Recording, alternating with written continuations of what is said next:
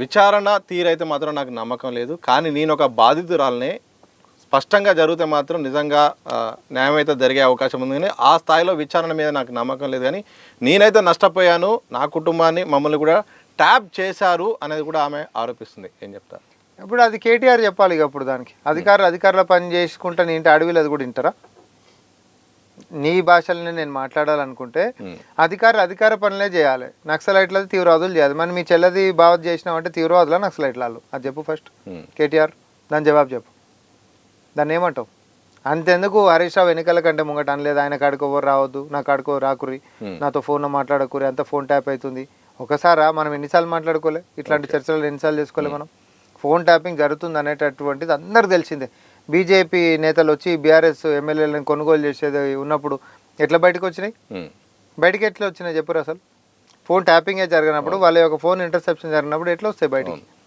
So అన్నీ ఒకటి ఈరోజు తీగలాగితే డొంకంతా కదిలేసరికి ఇలా గుండెలు అదిరిపోతా ఉన్నాయి. ఈ నిమిషానికి కేటీఆర్ సంబంధించిన నోటీసులో భాగంగా విచారణ కొనసాగుతుంది. విచారణ కంటే ముందు కొన్ని కీలకమైన వ్యాఖ్యలు చేశారు.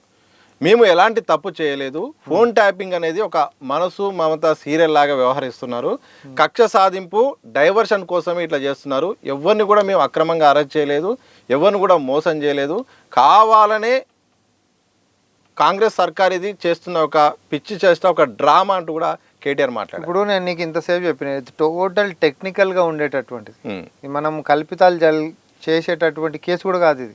వేరే కేసులు లెక్క ఎవడో డ్రోన్ ఎగరేసారంటే నేను కూడా అక్కడ చూసినా అని బయటకి ఏం చెప్పేది కాదు.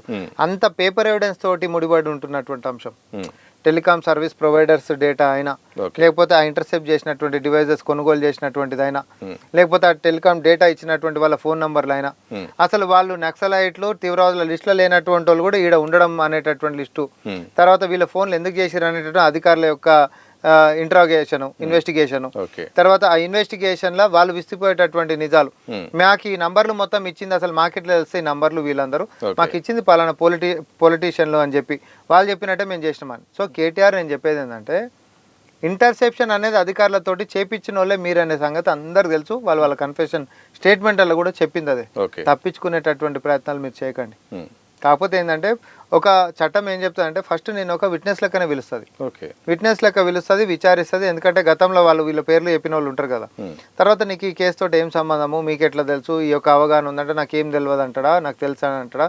మరి ఏం తెలియకపోతే ఈ పలానా నంబర్కి మీరు ఎందుకు కాల్ చేశారంటే, ఎందుకంటే పేపర్ ఎవిడెన్స్లు ఉంటాయి కదా, అవైతే అబద్ధాలు చెప్పవు కదా. మరి ఈ నంబర్కి ఎందుకు కాల్ చేశారు, అప్పుడు మీకు వీళ్ళకి ఏం సంబంధాన్ని కాల్ చేశారు అంటే అప్పుడు జవాబులలో తడబాటు అయిపోయి ఫిక్స్ అయినరు అనుకోండి, అప్పుడు ప్రాసిక్యూషన్ దాంట్లోకి పోతుంది. నిన్న మాజీ మంత్రి హరీష్ రావు, నేడు కేటీఆర్, నెక్స్ట్ ఎవరు టార్గెట్? కేసీఆర్ నోటీసులు వచ్చే అవకాశం ఉందా, విచారించే అవకాశం ఉందా? 100% వస్తాడు ఆయన కూడా. నేను చెప్తున్నా మీ ఛానల్లో, ఎందుకు రావద్దు? చేపించిన ఈ రాష్ట్రంలో పెద్ద ఆయన అంటే ఎవరు? వాళ్ళ కన్ఫెషన్ స్టేట్మెంట్లు ఇచ్చిన పెద్ద ఆయన అనేది ఎవరు? బీఆర్ఎస్ పార్టీలో పెద్ద ఆయన కేసీఆరే కదా. ఆయన కంటే పెద్ద ఆయన ఎవరైనా ఉంటే మరి చెప్పు, ఆయన ఉండొచ్చు. నాకు తెలిసి అయితే బీఆర్ఎస్ పార్టీలో పెద్ద ఆయన అంటే వాళ్ళ భాషలో కేసీఆర్ అని నేను అంటున్నా. అంతకంటే పెద్ద ఆయన ఉంటే మీరు చెప్పారు, ఆయననే ఉండొచ్చు. నోటీసులు వస్తున్నాయి, హాజరవుతున్నారు, నోటీసులు వస్తున్నాయి, హాజరవుతున్నారు, ఇదే నడుస్తుంది. కీలక నేతలు కేసీఆర్ కానీ కేటీఆర్ కానీ హరీష్ రావు కానీ అరెస్ట్ అయ్యే పరిస్థితి కనిపిస్తుంది. అసలు అదే ఇప్పుడు విచారణ ముందుకు పోతుంది. అసలు విచారణ నోటీసులు వస్తేనే అసలు వీళ్ళదేదో పాపం అదైపోయింది అని చెప్పి గుండెలు జారిపోయినాయి వాళ్ళకి. సో రేపు పొద్దున నోటీసులు వస్తున్నాయి, నోటీసులు వస్తున్నాయి. ఎన్నిసార్లు వచ్చినాయి నోటీసులు? కేటీఆర్కి ఇప్పుడే కదా ఫస్ట్ టైం వచ్చింది నోటీస్. దీంట్లో ఫార్ములా సంబంధించిన దాంట్లో అది వేరే కేసు. ఇలా పాపాల చిట్టా ఒకటా రెండా చాలా ఉన్నాయి కదా.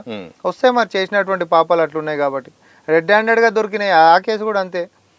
ఇక దురదృష్టం ఏంటిది అని అంటే ఇన్ని కేసులలో కూడా ఇప్పుడు ఫార్ములా తీసుకో, లేకపోతే గొర్రెల కుంభకోణం తీసుకో, లేక ఇవన్నిట్లలో ఈడీ కూడా ఉంది. ఇక కాళేశ్వరం అయితే మాతో మొత్తం విచారణ చేపించి జ్యుడిషియల్ కమిషన్ రిపోర్ట్ వచ్చిన తర్వాత బీజేపీ వచ్చి మేము చర్యలు తీసుకుంటాము, మీరు వాళ్ళు ఒకటైపోతారు, కాదంటే మేము చర్యలు తీసుకుంటాం. గతంలో అంటే బీఆర్ఎస్ అధికారంలో ఉండే స్టేట్లో, అందుకనే సిబిఐకి విచారించడానికి అధికారం కేసీఆర్ ఇయ్యలే.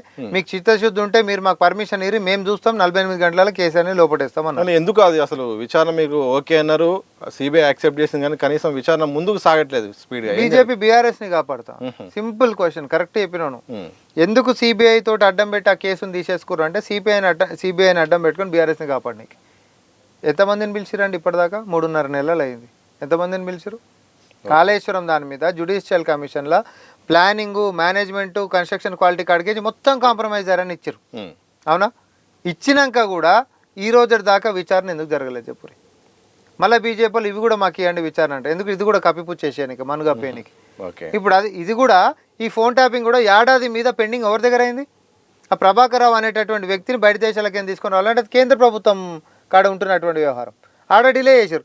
ఇప్పుడు మన కాడికి రాగానే స్పీడ్ అవుతుందా లేదా?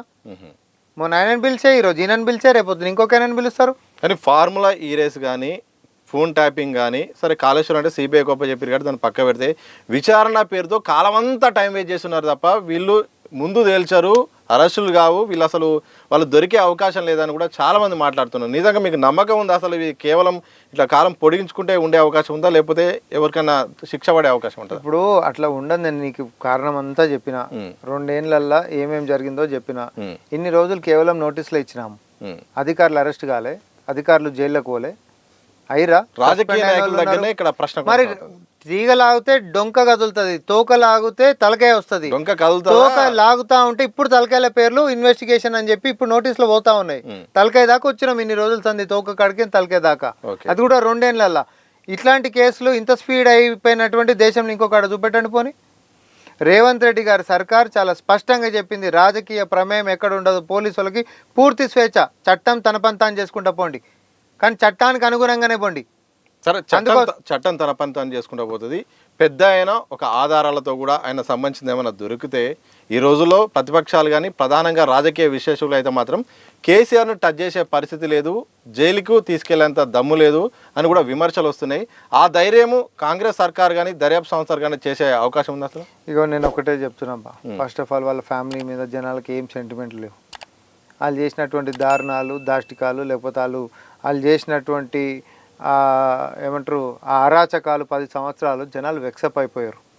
ఎవరన్నా వాళ్ళ వల్ల లాభపడ్డాడు చుట్టుముట్టు ఒక 100-150 మంది గిట్ట ఉండొచ్చేమో, కానీ తెలంగాణ 4 కోట్ల మంది జనాలకి ఎవ్వరికి మంచి జరగలేదు, జరిగినటువంటిది కూడా లేదు.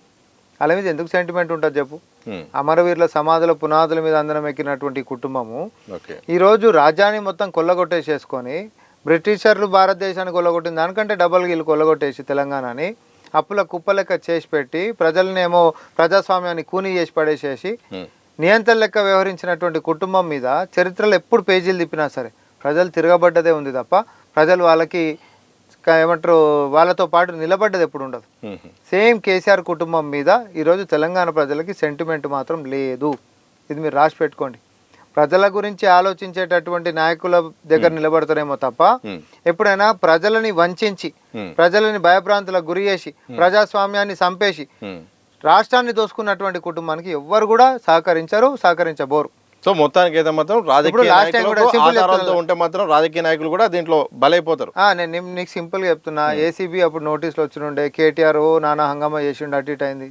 జూబ్లీహిల్స్ ఉప ఎన్నికలు ఏమైనా ఎక్కడన్నా ఏ ఎన్నికలన్నా వాళ్ళకి సపోర్ట్గా జనాలు నిలబడుతురా? అట్లా ఉండదు Satish. What I'm trying to say, ప్రజలకి మంచి చేస్తే గుండెలలో పెట్టుకునే జాతి నా తెలంగాణ. కానీ అదే గుండెల మీద తన్నినోని కూడా గుర్తుపెట్టుకుంటుంది. మోక వచ్చినప్పుడు ఓట్లు అనేటటువంటిది గుద్దేటప్పుడు పిడికిలతోటి కసితోటి గుద్దుతారు అవతలని. అదే జరిగింది కేసీఆర్ కుటుంబానికి. ఇచ్చినటువంటి ఒక బంగారం లాంటి అవకాశాన్ని వాళ్ళు నీరుగార్చుకున్నారు.